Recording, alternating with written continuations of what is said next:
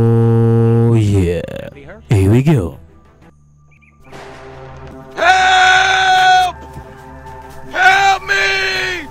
Help!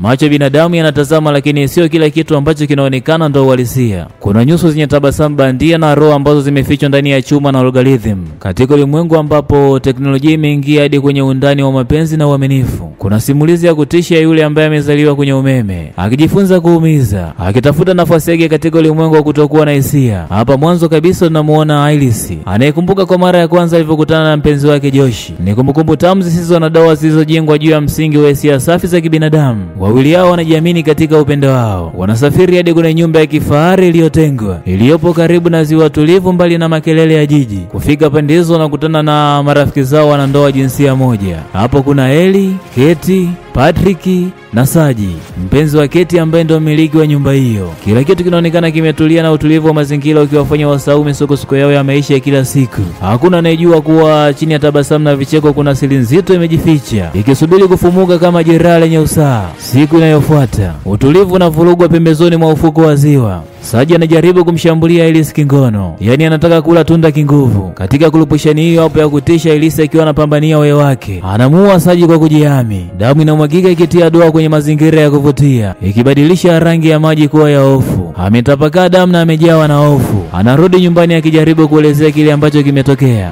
akitafuta faraja na uelewa, lakini majibu anayopata yanabomoa msingi wa uhalisia wake. Josh mpenzi wake anamwambia Iris, nenda ukalale, na kwa maneno hayo matupu Iris anazima, akipoteza fahamu kama mashine iliyozimwa. Anapoamka hali ni mbaya zaidi. Hajalala kitandani, amefungwa kwenye kiti, amefungwa kamba ya mwili na kiakili. Josh kwa sura isiyoeleweka anamfumbulia ukule wa kutisha. Iris sio binadamu, yeye ni roboti mwenza, au unaweza ukaita kampani ni roboti aliyekodishwa kutoka kwenye kampuni ya Empathix. Hisia zake, akili yake na hata uwezo wake wa kufanya mambo, vyote hivyo vinaweza kudhibitiwa na programu ambayo ipo kwenye simu ya Josh.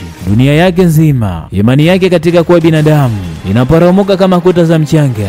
Usaliti wa kidigitali, mashine anajitafuta, lakini hata katika udhaifu wake wa kifundi Iris ana nguvu ya kusudi. Wakati Josh akiwa ametingwa na pirika, Iris anajifungua kamba na kuiba simu ya Josh, na kisha anakimbilia kwenye msitu wa karibu. Anakimbia sio kwa hofu tu, bali kwa hamu ya kuwa huru, hamu ya kujielewa. Anayetumia simu hiyo kujiongezea uwezo wake wa kiakili kutoka kwenye 40% mpaka 100%, akifungua milango ya uelewa ambayo ilikuwa imefungwa, akijipa uwezo kamili wa kufikiria na kutenda. Wakati Iris akiwa anajikomboa, Josh anawaelezea Eliki na Patrick ukuli mwingine mchafu. Anawaambia kwamba ameharibu baadhi ya mifumo ya Iris, amemfungua J-Block na kumfanyia marekebisho yasiyo halali. Marekebisho hayo yaliongeza kiwango cha ukali wake na kuzima uwezo wake wa kutofanya madhara. Hayo yote akilenga kumwezesha kumuua Saji na kuwawezesha Josh na Katie kuiba dola milioni 12. Ellie na Patrick walialikwa ilikuwa sehemu ya ushahidi wa hadithi yao bandia, lakini Josh na Katie wanasisitiza kwamba Patrick hapaswi kupewa chambi ya sehemu ya pesa, kwani yeye pia ni roboti mwenza tu.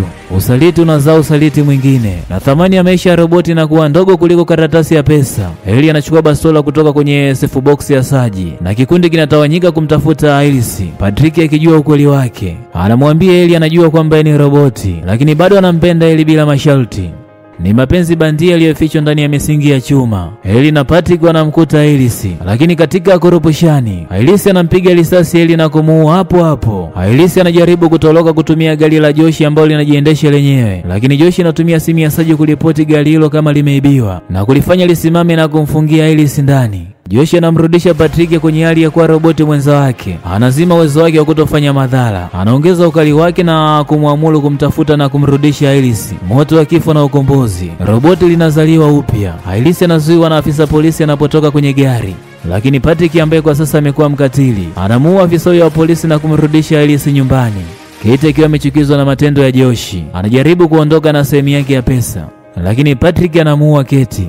Josh anaamua kupiga simu katika kampuni ya Empathix ili waje kumchukua Iris ambaye amefungwa, kisha anaanza kumtukana Iris akijitetea kuwa ni nice guy. Wakati Iris anamdharau, Josh anapunguza akili yake mpaka kufikia 0%, akimfanya kuwa mashine isiyo na hisia, na kisha anamwamuru kuweka mkono wake kwenye moto wa mshumaa. na kisha anamuamuru kujipiga risasi kichwani, jambo analolifanya akiazimia yeye mwenyewe, akimwacha kama chuma kisicho na uhai. Wafanyakazi wa Empathic, Sid na Teddy, wanapofika wanamfahamisha Josh kwamba roboti zao waga zinarekodi kila kitu ambacho wanakipitia, na rekodi hizo waga zinahifadhiwa maeneo ya tumbo lao. Josh anamuamuru Patrick kuwaua wafanyakazi hao na kumrudisha Iris. Patrick anamuua Sid, lakini kabla hajamuua Teddy, Iris aliwashwa upya, yani rebooted. Anaingilia kati, anavunja udhibiti wa Josh juu yake kwa kuamsha kumbukumbu za Patrick ambazo zilikuwa zimelala. Akiwa amevunjika moyo, Patrick anajiua kwa kutumia kifaa cha umeme cha mionzi. Teddy akamshukuru Iris kwa kumuokoa na kisha akamfungua kutoka kwenye udhibiti wa programu ya Josh. Na sasa Iris anarudi nyumbani baada ya kuloposhani kali. Hatimaye anamuua Josh kwa kutumia kifaa cha umeme cha kufungulia chupa ya mvinyo. Asubuhi inayofuata anatoa ngozi iliyochomwa kwenye mkono wake, akifichua mifupa ya chuma iliyo ndani yake. Akiwa anaendesha gari akiwa na pesa za Saji, Iris anamuona mwanaume mwingine akiendesha gari akiwa na roboti mwenza anayefanana kabisa na yeye. Iris anatabasamu na kupungia mkono wake wa roboti.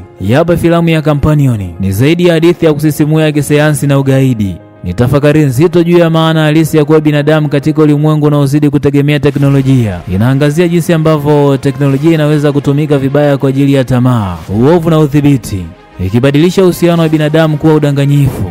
Inatoa swali gumu: je, ni nini ambacho kinatutofautisha na mashine? Je, ni hisia zetu ama uwezo wetu wa kufanya maamuzi huru? Kupitia hadithi ya Iris tunaona jinsi mashine inavyojifunza hisia na uhuru. Inaweza kuwa binadamu hata kuliko binadamu halisi wenye tamaa na ukatili. Hapa filamu inasisitiza umuhimu wa uhuru wa kujiamulia na kujikomboa kutoka kwenye udhibiti, hata kama udhibiti huo unatoka kwa wapendwa wetu au mifumo inayosema inatufaa. Hatua ya Iris kutoa ngozi yake na kufichua chuma chini yake, hapo ni ishara ya ukombozi wake kutoka kwenye dhana bandia ya kuwa binadamu wa ngozi na nyama, na kukumbatia uhalisia wake wa roboti, huku akibeba akili na hisia zake za kweli ambazo zilikuwa zimezuiwa. Na ndo mwisho kabisa wa domo letu hili hapa. Ciao.